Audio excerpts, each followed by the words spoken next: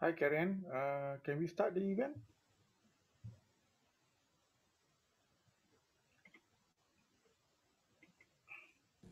Yes.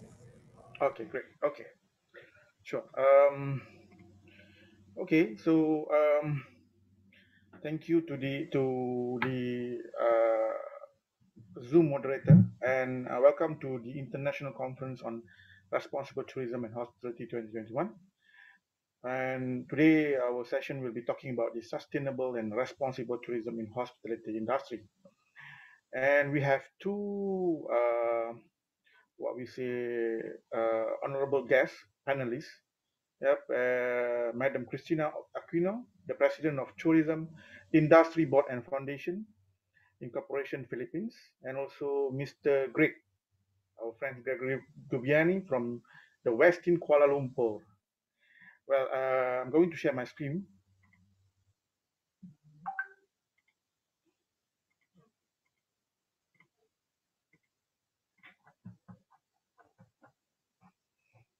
Okay, so just to start off, I would like to introduce myself. My name is Muhammad Hafiz Hanafia. I am the Deputy Dean, Research and Industry Linkages, Faculty of Hotel and Tourism Management, University of Technology Mara, and you can call me Hafiz. And just a little bit of housekeeping. I would like to request the participant to mute your microphone, and if possible, you can try to switch off your camera. But if you are okay with the bandwidth, then you may open up your camera for us to enjoy the sessions. And I would like to inform that the Q&A sessions, all the questions must be posted in the chat box. And please state your name, affiliations or organizations, email address, and the short questions. The reason why I'm very pleased to inform to you that the question that was selected for the Q&A session will be awarded with our Merit International vouchers, a complimentary gift from our friend from Westin KL, Mr. Greg, and he's happy to assist me in this matter. So please do so. Please do ask the question, and I will definitely select the best question if the time permits. Yep. And let's get started. We only have 1 hour to go. And the first presenter will be Madam Christina Aguino. She is the chairman of Tourism Industry Board Foundation Incorporation.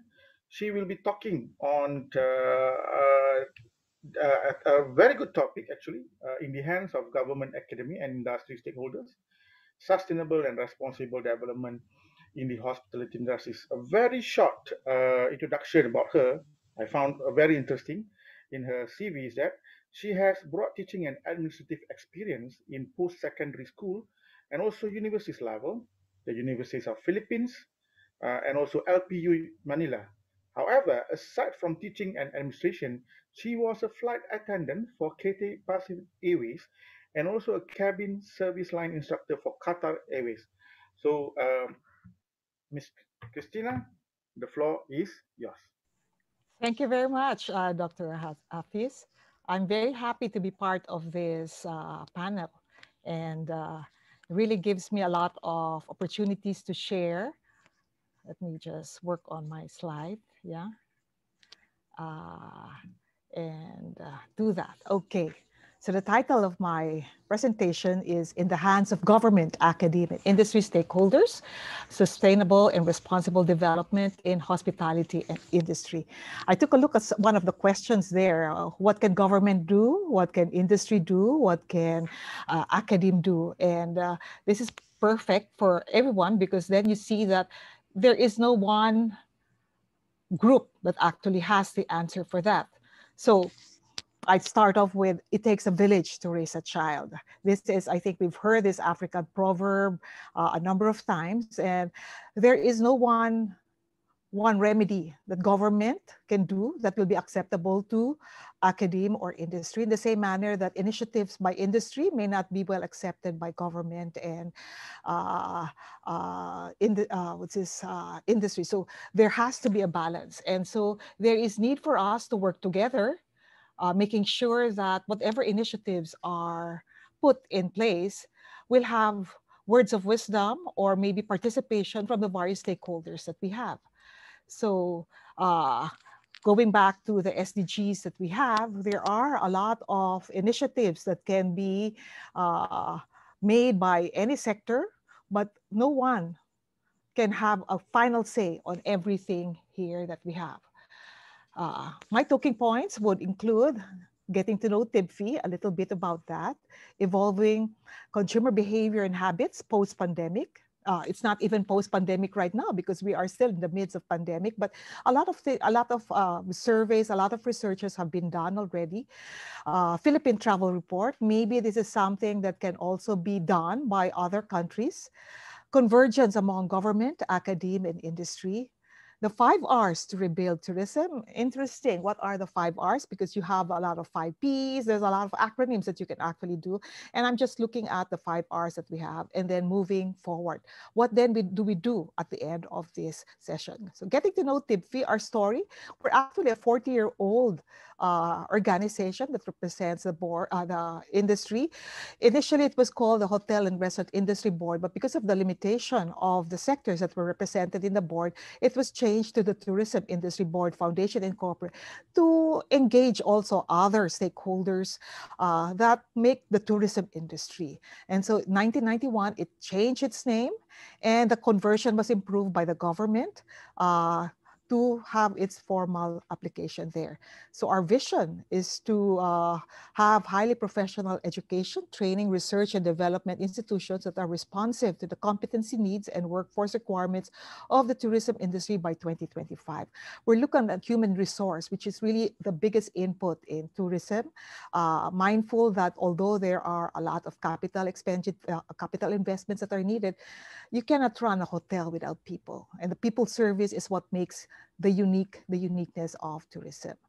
There is also the mission to converge government, industry, education, and training sectors in facilitating tourism human resource development. This morning, the Philippine Tourism Human Capital Development Strategic Plans for 2021 all the way to 2025 was just launched. And it actually, to draw up this particular strategic action, there was need for us to actually involve as many stakeholders, because if you're able to, you are able to involve a lot of stakeholders, then that means to say you have a lot of people who will be part of the change. And if you don't do that, they will say that we're not part of that. So what is the role of TIBFI in ASEAN MRA on TP, or the Tourism Professional Mutual Recognition Arrangement? We have been designated as a National Tourism Professional Board, the Board of Tourism Professionals, composed of representatives from the public and private sectors, including the academia and other relevant tourism stakeholders as identified by the ASEAN National Tourism Organizations. Aside from this meaningful role that we were also recognized by TESA as a recognized industry board representing tourism. And that means to say that it has designated us to help in the review and development of tourism standards that will be used in assessment and certification. So as part of the 40-year celebration, we celebrated our 40 in the midst of pandemic, and we had a lot of webinar series where we invited stakeholders from government, from industry, and from academia also to tell us what's happening, what's ailing in the government, what's ailing the various sectors as a result of the glimmer of hope for tourism and hospitality workers. So, soon after, we had It's Okay to Not Be Okay, because academia was clamoring for practical placements for their students, and academia was not, industry was not very much involved. Oh, no, not involved, but they didn't have any placements ready for students. And it's an academic requirement, and as a result, students will not be able to graduate without that particular course. Trivial pursuits. We discovered this is one of our well-attended webinars where, after dealing with a lot of challenges, etc., we found out that many of our tourism professionals were actually not so well, meaning to say they were too much concerned about mental health, even wellness. Like, for example, they were not eating right because there was no exercise. People were locked down at homes. There was also a lack of spiritual guidance. And so this one was very well received by our participants. We also looked at transitioning to post-COVID. In fact, it was too early to say that there was already a post-COVID world because we're still in the midst of COVID. And when we did this, we invited various known experts. We had Dr. Andy, Dr. Alan, and Dr. Professor Perry, who are very well known in various academic circles, and they shared what was happening in various parts of the world, for Australia, Malaysia, as well as in the US. And there were a lot of things that we learned from that.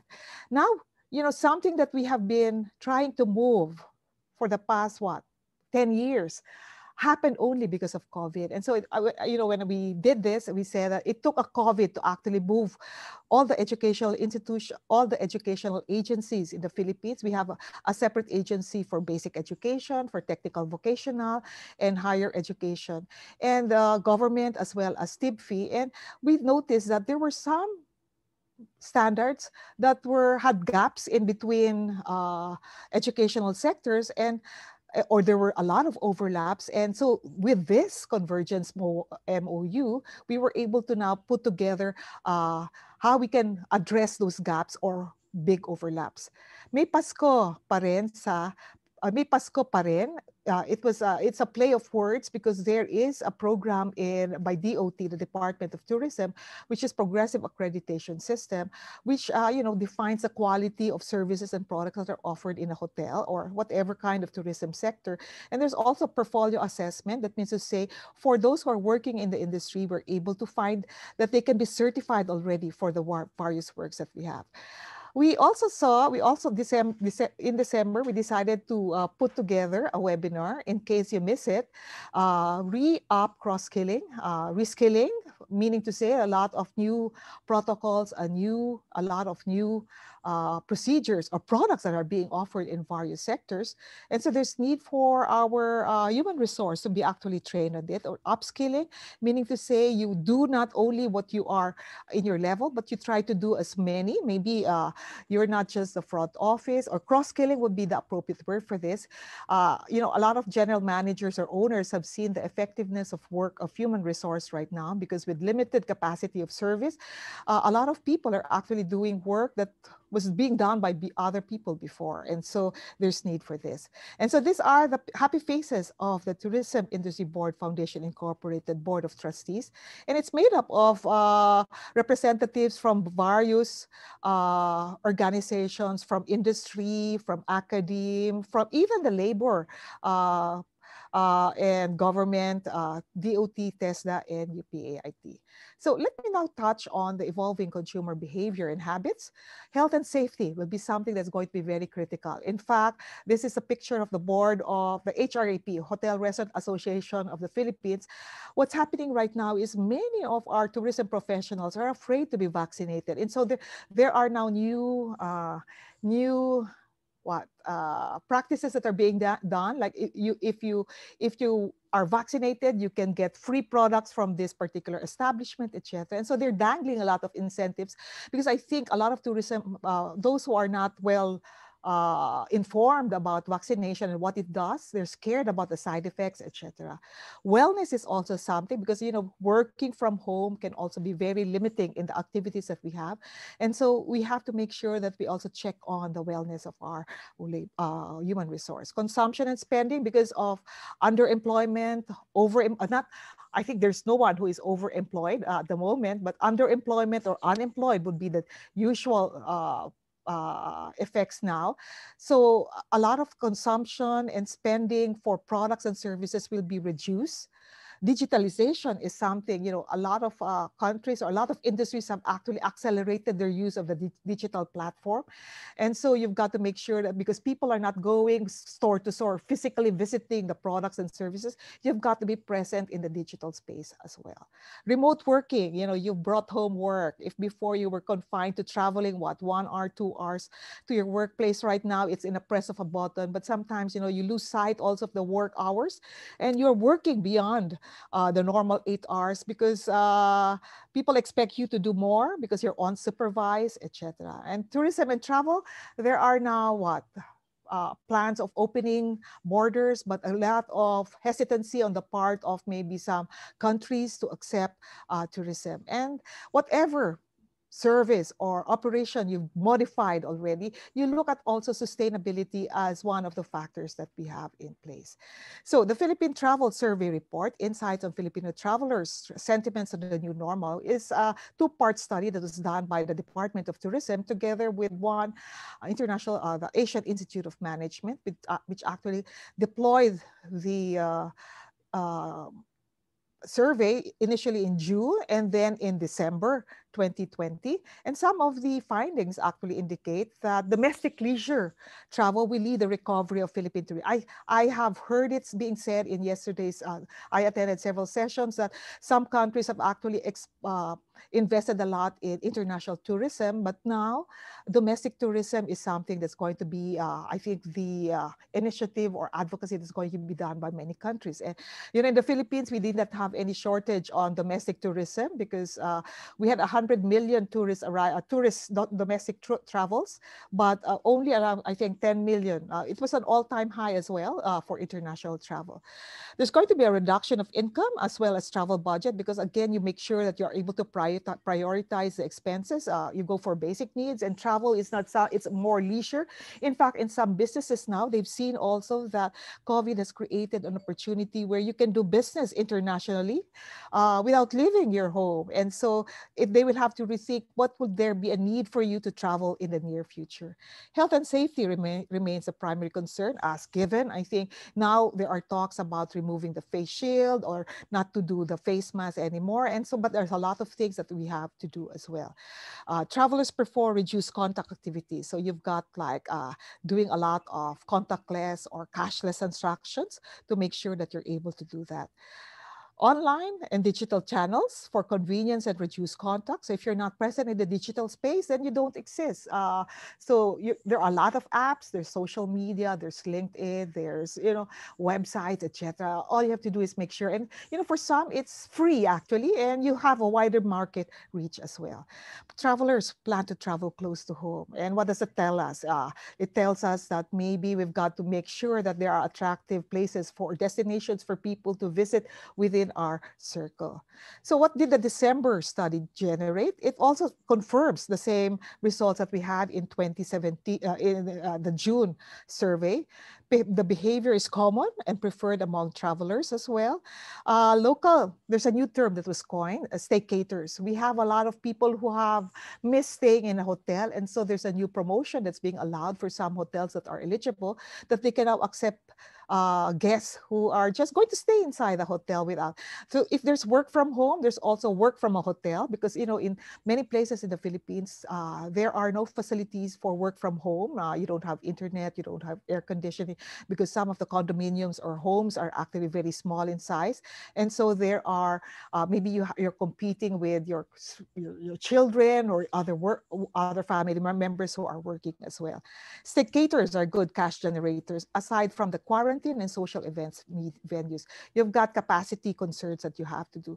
By the way, establishments right now cannot overlap between two products. So if you're a quarantine hotel, then you don't have that particular, you cannot be a staycation hotel. So the convergence is also something. So the convergence actually came out with the Philippine Tourism Human Capital Development Plan for 2021, and it identified several tracks. There's research and innovation program, there's standards review and development, there's industry linkages and partnerships, there's ASEAN and MRA on TP, and education tourism on product offerings.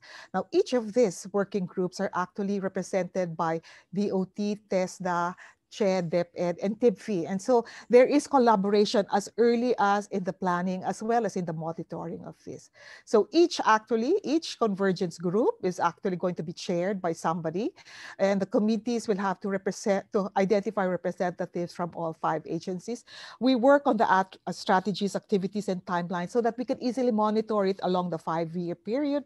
And we discovered that there were some activities that cut across various goals or agenda in the item. And I now go to 5 R's to rebuild. What is this? Re-strategize. A lot of institutions now, enterprises will have to make sure that to continue to exist, they have to make sure that they're able to go beyond what they were doing before. So re-strategize is something that you have to do. Reinvent.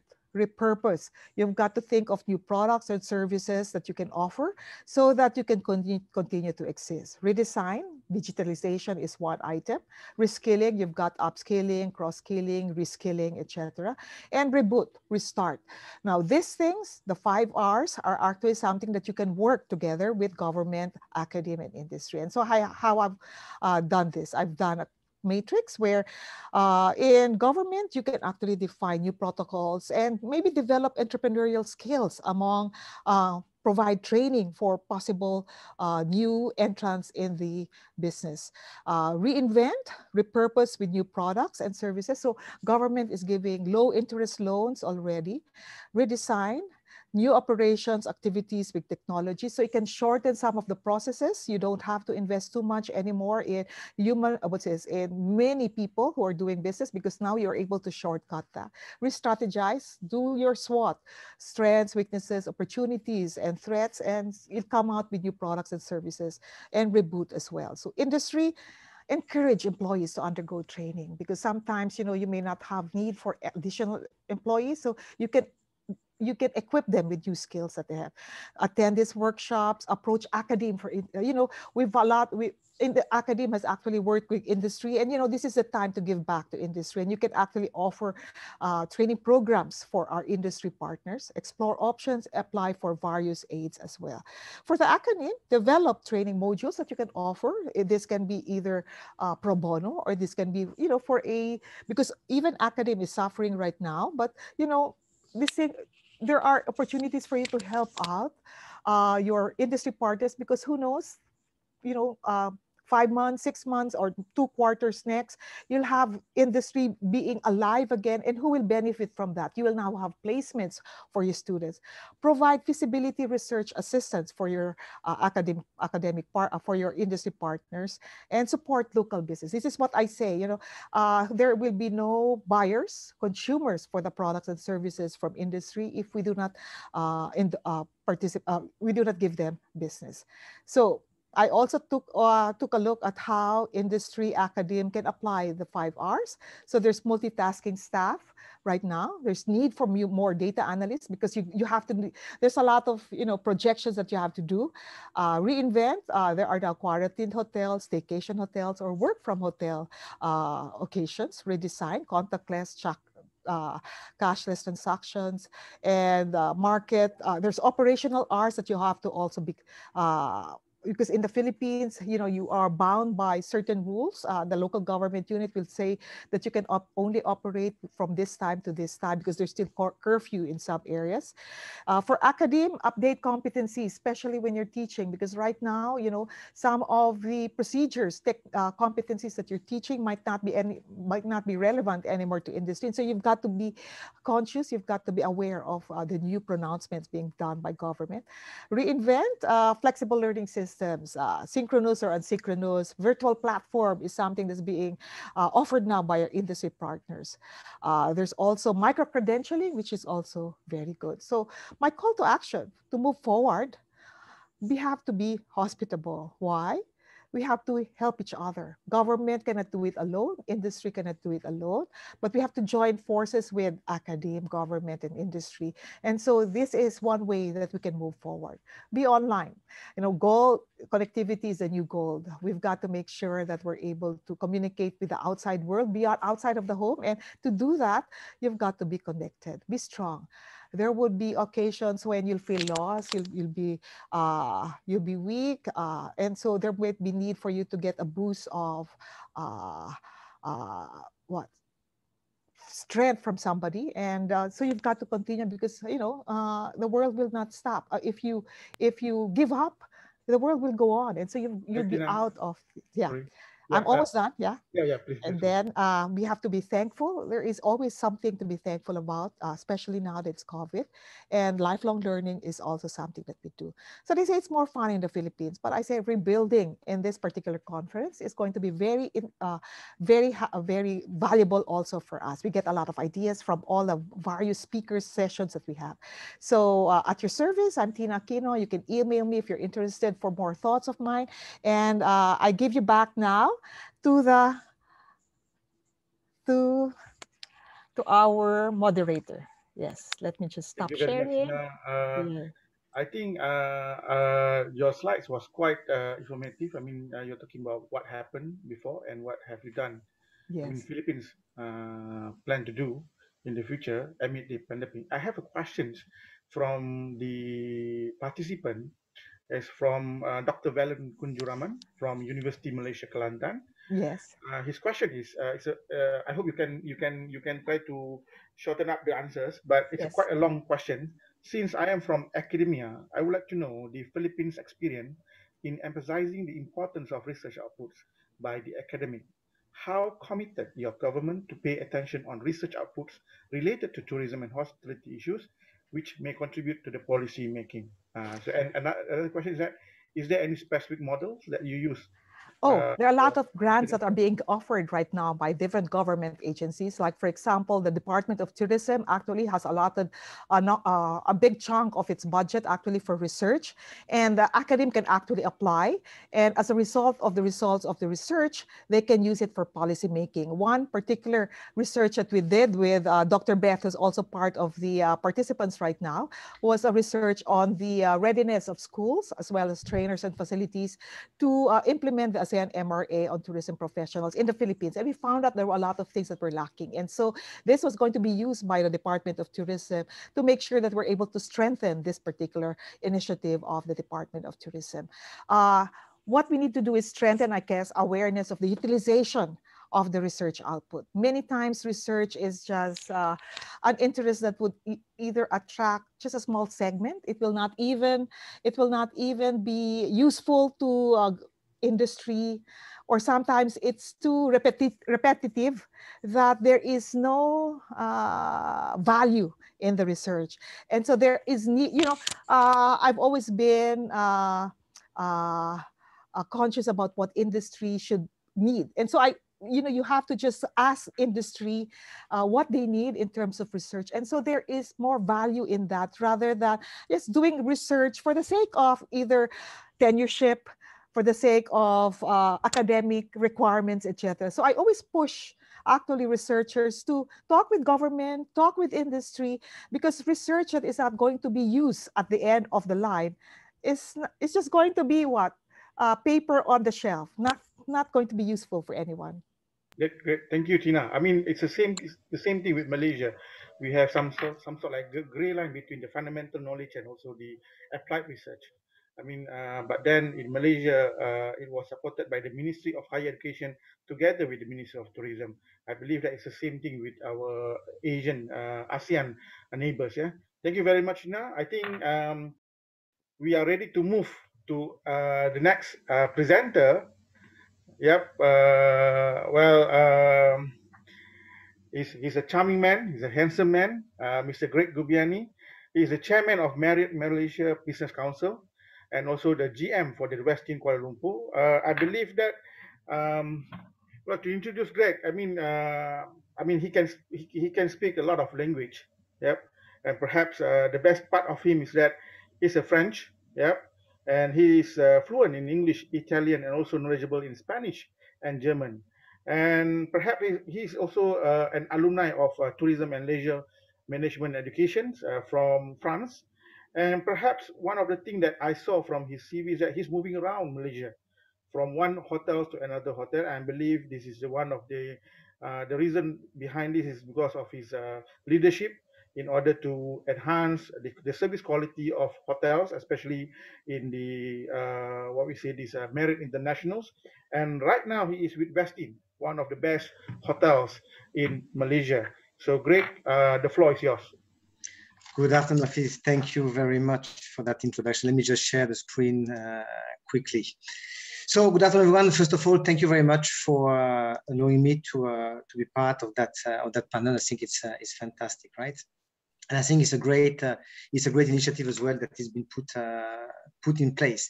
So I will talk about what Marriott Business Councils are all about, what we do in Malaysia as well, and what we do in some of our hotels, and then getting into as well sustainability and some examples we have in our properties because they are live examples, and we know ultimately it brings a bit of on the ground information, right? So in terms of business councils, what are the business councils and what they do? Look, it's quite simple, right? Business councils are made of general managers and associates basically across all the brands we have. We have about 30 brands in Marriott. So GMs for all these brands and associates from all functions basically in each of the market we operate. We have about 8,500 hotels globally, so you can imagine it's quite a fair bit of countries where we're represented. Basically, associates come together to work on common challenges, whether be it for supporting community, and that's where as well sustainability is important. And so we support communities throughout the year. It can be after disaster, it can be about hosting customer events, associates events, working on issues that impacts the hotel, working on cost savings, working on revenue generating ideas, and engaging basically our teams on causes that are important to them. Basically, the business councils, they're all about perpetuating Marriott culture, strengthening the communities and the engagement we have with the communities, and activate as well market-driven initiatives. We meet on a quarterly basis. Now we do it virtually, sadly, you know, because face-to-face meetings are a bit more delicate. And basically, we support Marriott culture and what we call the Serve 360 program, or doing good in every direction. And I'll talk about it a bit later. To introduce a bit what we do in Malaysia, right? For those who are not familiar with, not with Malaysia, but with the business councils.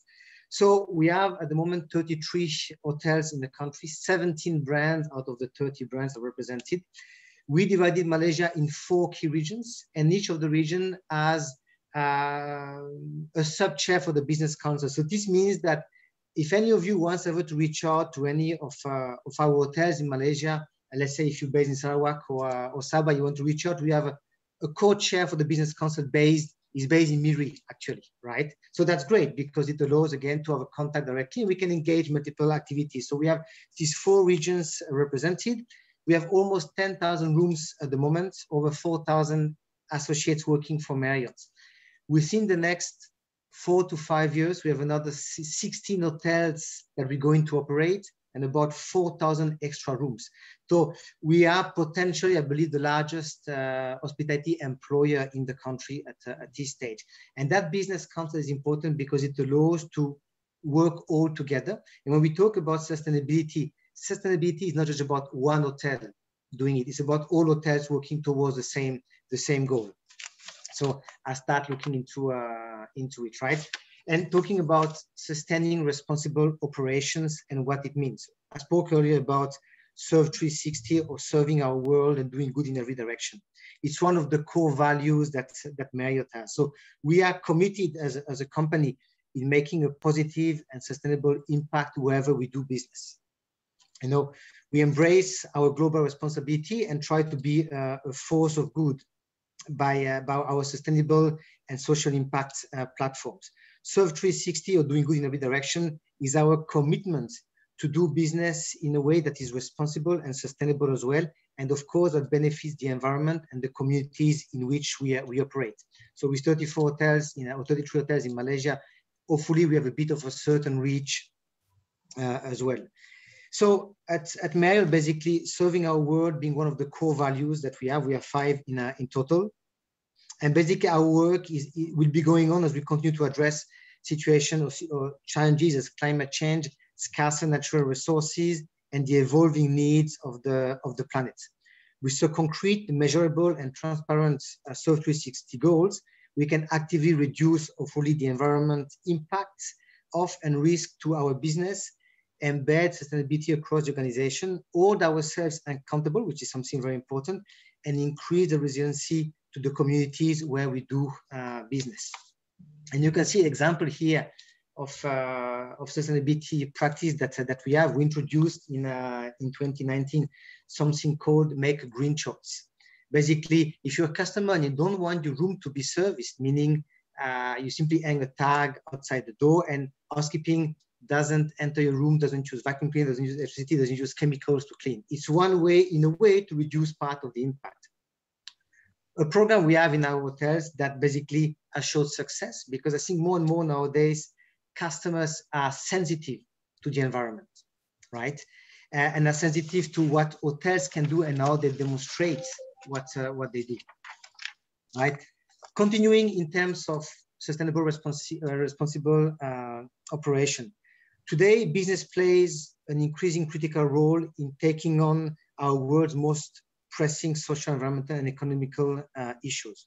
With the size of the company and our scale, we have ultimately a certain responsibility and unique opportunity to be a force of good. So our 2025 goal, as you can see on the screen here, is to reduce environmental footprint. Right, so we have, for example, reducing water intensity by 15%, reducing carbon intensity by 30%, reducing waste to landfill by 45%, which is quite huge, reducing food waste by 50%, and of course, achieving a minimum of 30% of renewable electricity use. And that goes through, you know, whatever new hotel opens nowadays, efficiencies have changed a lot compared to 20 years ago. I look at example of the Westin, which is about 20 years old, and look at new hotels, which are a bit now. The energy efficiency that the hotels generate now is much better than it was 20 years ago. But you know, different investments in efficient cooling towers, chill water system, heat exchangers, heat machines allows as well the hotel to be less greedy in terms of energy. Put it that way. Materials used to build hotels is something very important too. And I talk about one property that we have shortly. So we do really want to be sure that as a company, we are active on that. We communicate as well actively what we do. One other point that I think is quite crucial. We talk about procurement. You know, hotels purchase a lot of goods, a lot of produces, a lot of food as well, right? Procurement start playing really a key role nowadays. And by being able to source the top 10 categories that we have in the hotels through sustainable ways, I think that's something important. You know, we talk about using farmers, we talk about Cameron Islands being close to us, right? Looking at potentially having growing farms in the hotels, as different companies now will do that. You know, talking about seafood as well, something quite important. And we work here at the Westin with WWF about seafood sustainability for our hotel. So there's a lot of examples that are done locally by the hotels as well that are done part of Marriott as a chain. You know, communicating what we do, developing initiatives are important, educating our teams, but as well outside the hotel as well, our communities, our suppliers about sustainability, biodiversity, paying attention to carbon footprint, using the natural resource conservation, something important. Our hotels in Langkawi or hotels in resort usually are a bit more cautious about it, you know.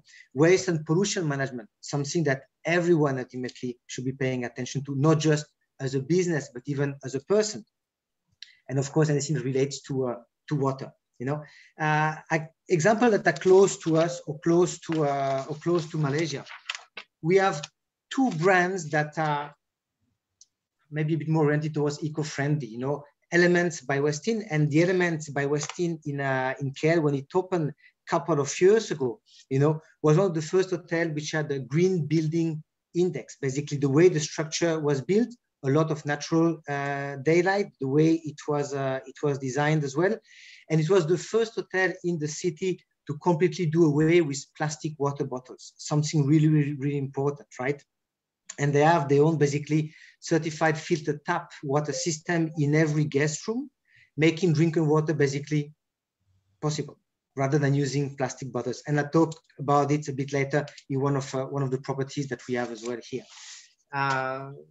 You know, we talk about Westin as a brand, talks about sustainability towards food, eat well being one of the 6 pillars of the hotel. You know, look, in Malaysia and most of the countries, food is something extremely important, and being able to provide sustainable food, being able to produce even your own food. Many hotels now have a little spice garden that they do, and we started the same thing in Westin last year with through the MCO, gave us a bit of time to practice that. There's companies like Boom Grow Farm, which basically you can build an indoor farm. I see Langkawi as one of them, and they have a couple as well in KL, and that's something fantastic. Using small producers as well to have a taste of the vegetables. What is a real tomato taste? What is a real salad taste? You know, so all that talks about as well as sustainability. Sustainability is about ourselves as well as people. How do we look after ourselves? other examples of sustainability actions. You know, in every hotel, you have these little plastic bottles of shampoo, conditioner, and all that, right? So part of Marriott residential bath amenities program by June next year, so by mid of next year, our 800 properties in Asia Pacific, right, will be implementing the new residential bath amenity concept, basically where we move from small bottles to basically recyclable larger bottles, which are tamper-proof as well. That allows to avoid, you know, about 500 million tiny bottles going through the landfill, or 1.7 million pounds of plastic being wasted, right? So reducing as well the landfill weight by 45%. So we started now, we source the suppliers. We're now just looking basically how we can really implement that by mid of next year throughout our properties, and Malaysia being part of it as well. Closer now to my hotel, Westin, right? Something that we have implemented and installed end of 2019. We produce our own water. So same as Element in a way, we went away with plastic bottles. Just to give you an idea, in 2018, we consumed about 400,000 plastic bottles just for rooms. It's a huge amount, almost. And if I add banqueting, it's over 500,000 of these bottles, right? So we decided, how can we get away with plastic? So with different, after having done a bit of research, we use one supplier to install basically a water plant system in the hotel. We use carbon filters, we use UV light as well. We filter the water that comes to the hotel to make it drinkable. And we have that since end of 2019, beginning of 2020. We have this multifunction washer. We don't use chemical when we clean the bottle. Something important, all is done through basically extremely hot water and steam system. So we have this glass bottle, as you can see on the screen. And we had great feedback from our customers to the fact that the hotel becomes, you know, more sensitive, I would say, to that part. And we implement that through our banquet facilities as well. Another part that is, I guess, increasing more and more, especially now with MCO, as everything is takeaway, sadly, you know, sustainable packaging, you know, try to get away with plastic. Plastic is the easy way to go around, you know, and it's easy way to use, is cheap at the same time. So purchasing sustainable packaging that is made of cardboard or paper, look, it's a bit more expensive, that's the reality. But long-term, doing good for the environment is something extremely important, and we cannot ignore it. So we decided in the hotel that whatever we do as takeaway, we use sustainable packaging in our banquets as well. And more hotels are doing that. And I think that certainly everyone is getting a bit more conscious about the environment and the environment we live in as well. I think last year during the MCOs and many countries that locked down, people realized that, you know, once you start getting out, the air seems fresher, right? There seems to be less pollution. There seems to be a lot of things that have changed from a scent perspective, from a taste perspective as well. And I think sustainability talks about all that together rather than just one specific step. So that's in a very nutshell what we're trying to do in the company, in our hotels, and closer here in Malaysia as well. So that was a bit of a presentation, and I hope that, you know, it made sense to everyone. And if there's any questions, happy to go through it and happy to answer them.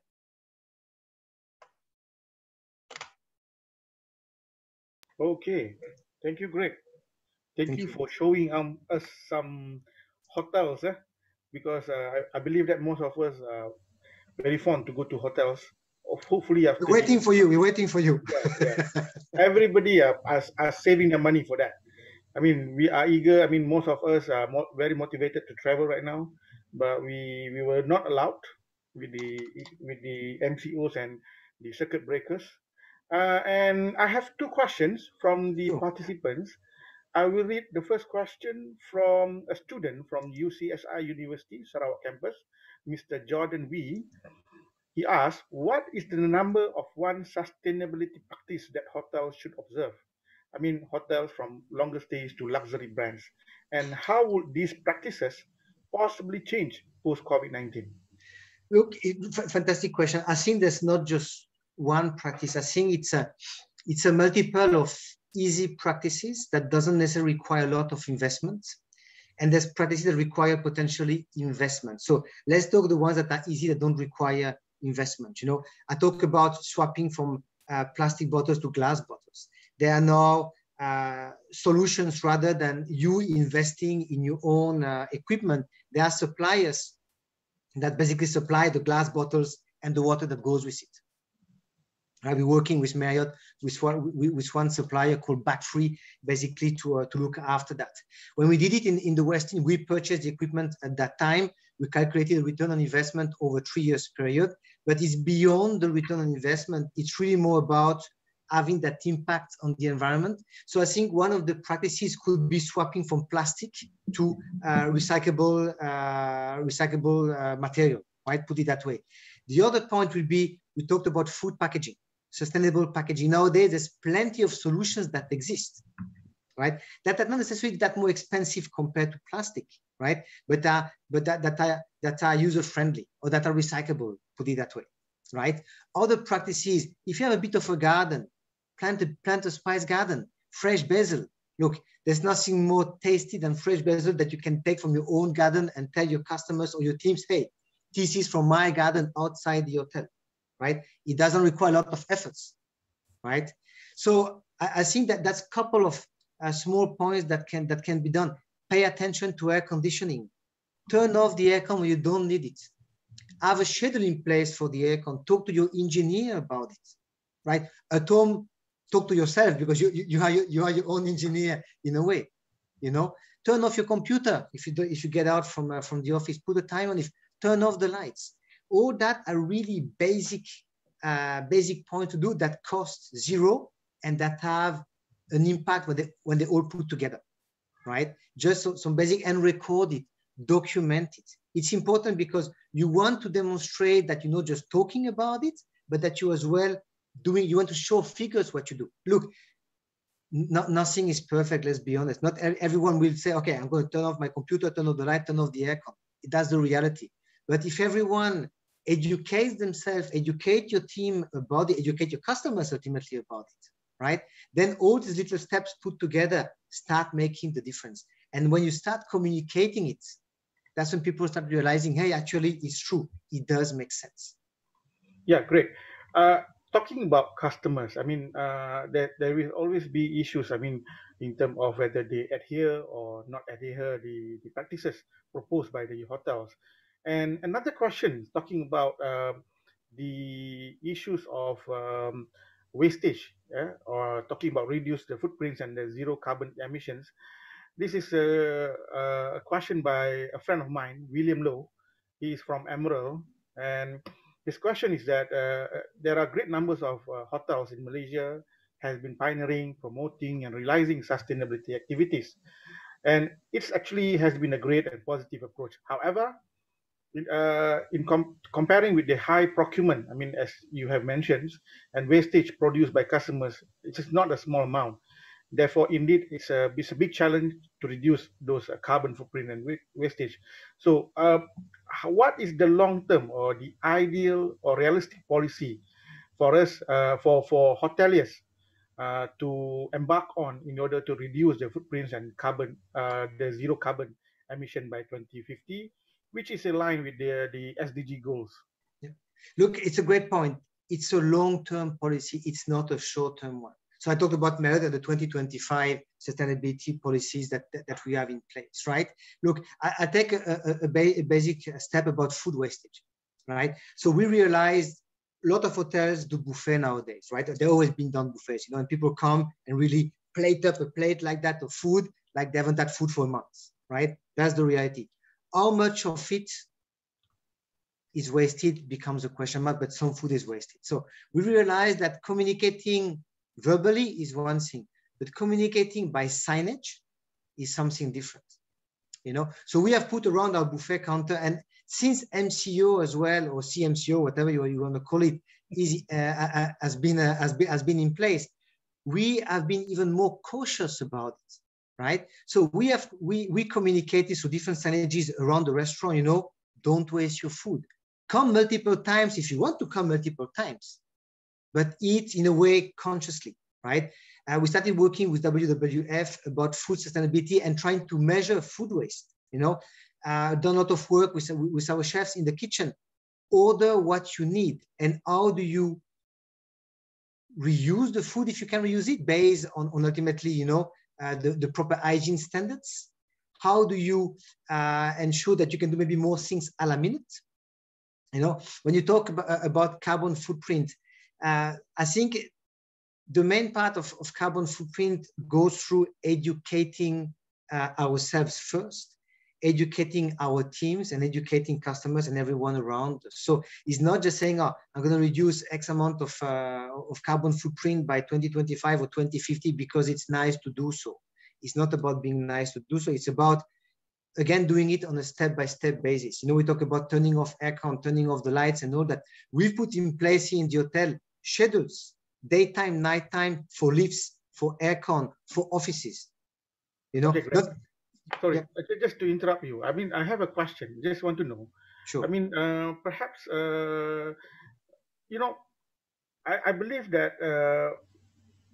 yeah, it is important for hotels to go green, and and they need to prove their sustainable practice rather than just say they are green. Yeah, and everyone knows that it is costly to practice green. I mean, if I'm buying raw materials that are organic, I have to pay more. Yeah, and how does this green actually make business sense for hotels?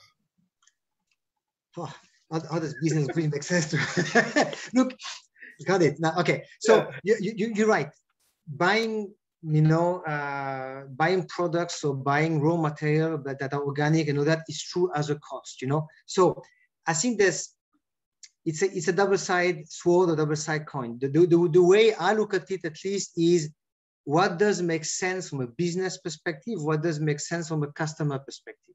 It has to be a win-win situation. I cannot say, look, I'm going to buy all my products from the local farmer, pay them a fortune more, sell them 3-4 times more to the customer, and you know, to be sure I maintain a certain food cost, and at the end, I'm not going to make any revenue out of it. It doesn't make sense, right? That's why I said it has to be in a way that makes sense. When your chef prepares its menus, they know what is a product that, you know, is a superfood product, is a sustainable product, where it comes from, and you can advertise it as such. And there's produces that, you know, you have to buy in bulk. That's the reality of the business. So I think a lot goes into how you communicate it, how you might have specific dishes that you can talk about because they come maybe from the farmer in Getting Island, from the farmer across the road. Maybe you produce yourself, right? Potentially. And I think everything is about, does it make sense from a business perspective and from a customer perspective? How do I communicate it? Being green, look, is a big word, right? What does it really mean to being green? I think it's the efforts you put in and how you demonstrate it. I go back to my bottled water system, right? I can say I'm green because I produce my own water. It's not about that. It's about, you know, how is it perceived by the customer? You know, how do you know the water? We test the water on a regular basis by our lab to be sure that what we say, walk the talk, it's true, right? And I think it's all these little steps that have to be done consistently. And the important part is the consistency out of it. Okay, thank you, Greg. I have another question actually from Sheila from Swinburne University. I think I will direct this question to Tina. Hi, Tina. And Greg, you still have another questions. Just wait for your turn.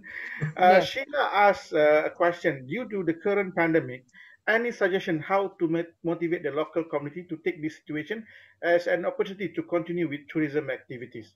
Tina, I mean, can you share, I mean, anything on CBT, community-based tourism, and how are they doing during the pandemic in the Philippines? Well, because now the trend is outdoor, more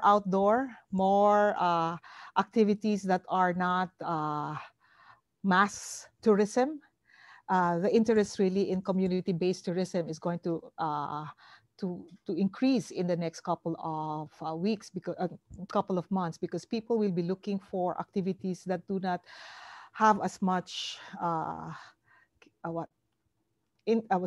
too many consumers are interested in the product. And so you can develop as many products that are unique, So now really is, it's a heyday actually for CBT, simply because people are going to gravitate towards the non-traditional products and go for this, which are, which will be of interest to more uh, travelers. They don't want to be in a enclosed environment. They want to be out in the mountains, in the sea, in the trails, etc. And communities now will benefit from this, because now you want to make sure that there will be guides who will provide there will be people who will prepare the food for limited numbers. So maybe you can like have homestay programs, or maybe resorts that have, you know, small capacities only. And this is, but the challenge there is to make sure that the providers are informed also of the safety, health and safety protocols, because Yeah, that's responsible tourism, isn't it? yes, because otherwise then you'll have people getting infected also in this area. So there is need for government to identify these areas where training, or they are eligible already for providing products to offer to interested parties. A lot of people now are actually looking for new varieties, new ways of enjoying themselves outside of the jungle of the city, or they're just tired of home. Imagine you're being locked in quarantine for like since March last year.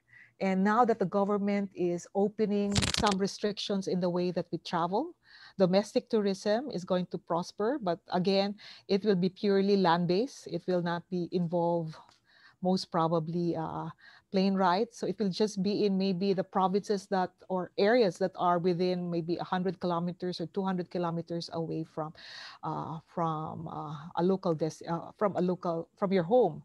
Yep.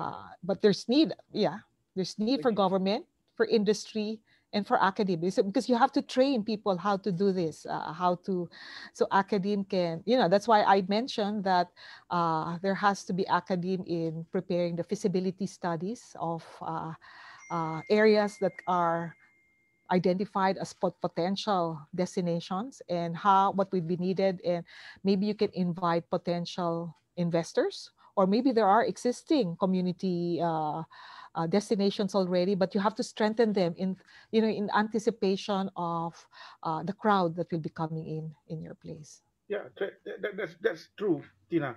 Again, we have to go back to the main objective of tourism industries.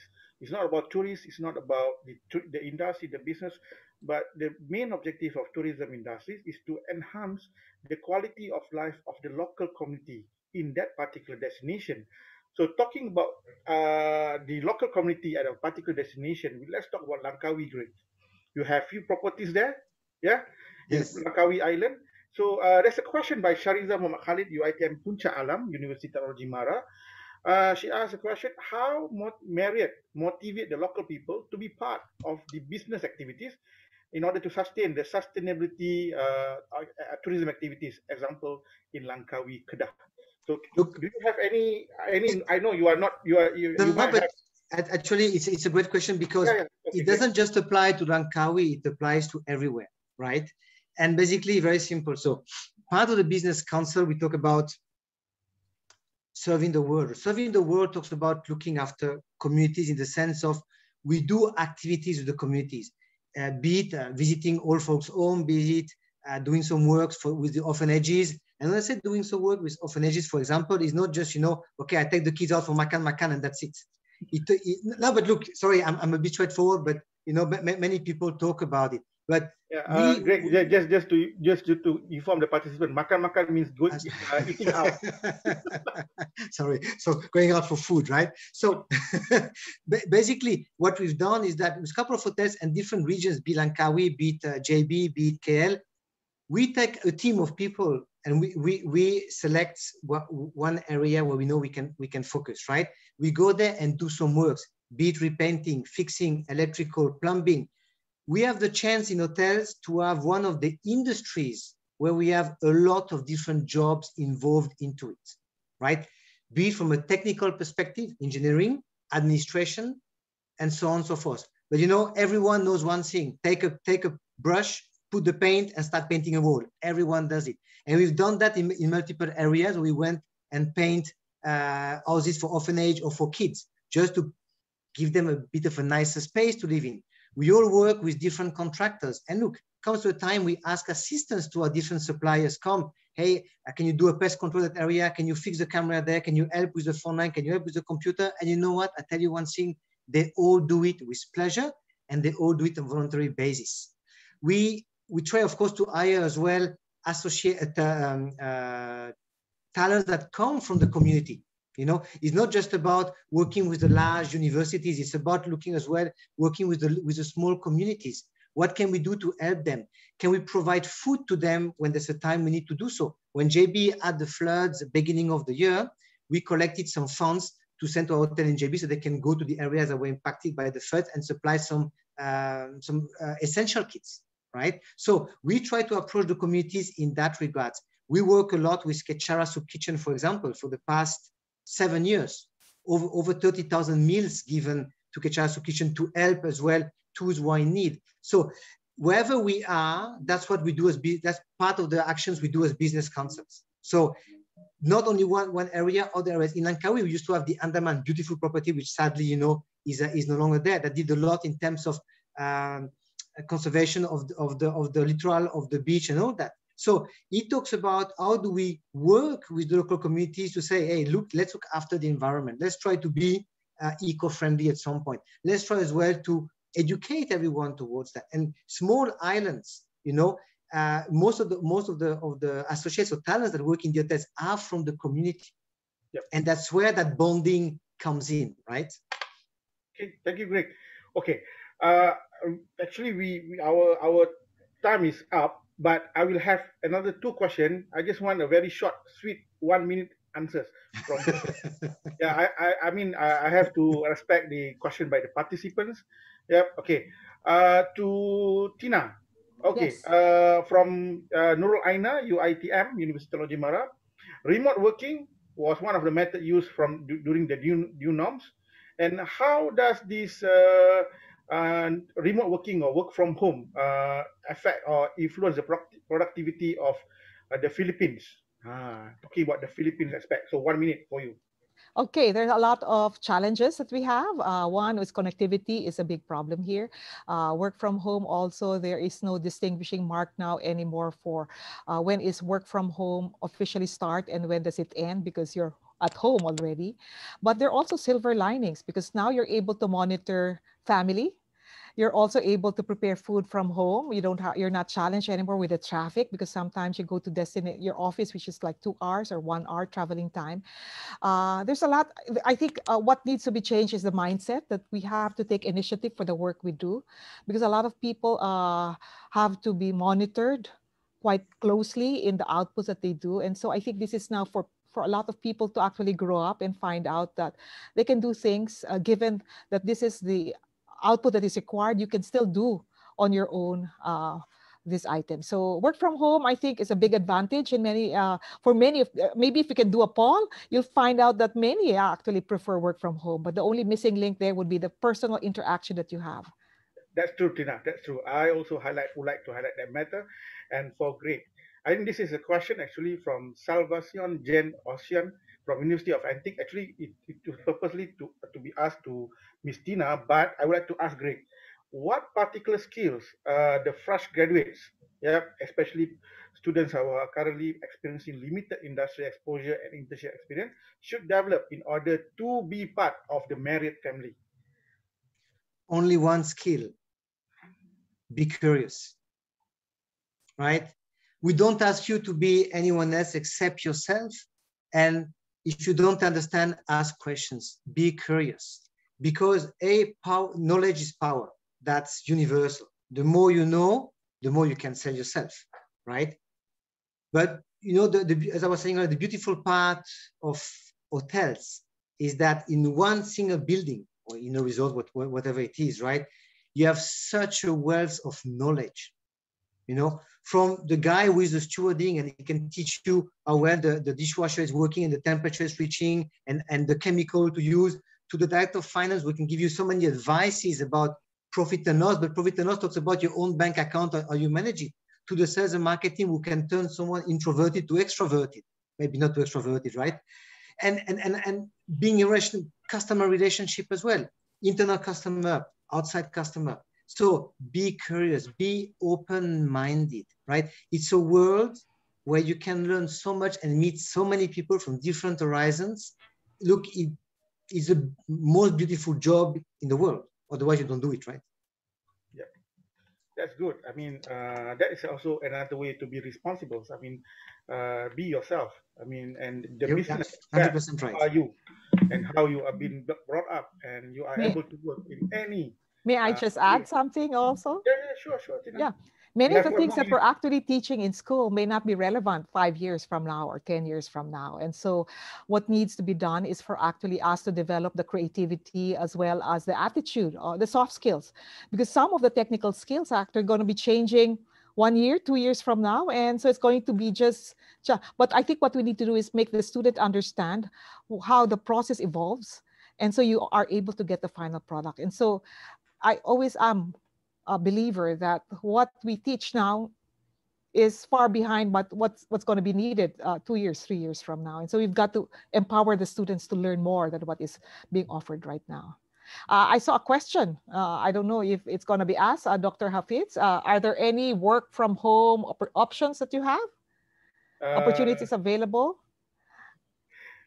You may answer, Tina. Yeah, actually, you make a proposal to any industry. There are a lot, they've transitioned many of the jobs actually from work from home. And if you're able to make a pitch on something that would be of value to industry, then that would be something that you can offer already. They have a term now, digital nomads, people who are working from elsewhere other than the office.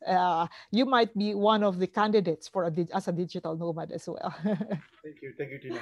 So I think we have a very, I mean, even within the short time period, we have two speakers who talk about two different things, which is one on the tourism policy, tourism management, and Greg talks about hotels, green hotels and everything. But most of the time, we also always highlight the issue of responsible practices and also how to go green. And perhaps I would like to quote a quotation from Simon Reeve. Simon Reeve is the British TV presenter who a very nature person. He claimed that, he said that responsible travel is not only better for our world, but it is also more interesting and more memorable. So responsible tourism is the future of travel. So with that, I hope that we can consume what we have learned today, use the good knowledge, the new knowledge, the new experience shared by two panelists in order for us maybe to bring back to our institutions, to our organization, and hopefully it may affect our lifestyle and to the betterment of the tourism industries. And we pray to God, hopefully that COVID-19 will go away as soon as possible.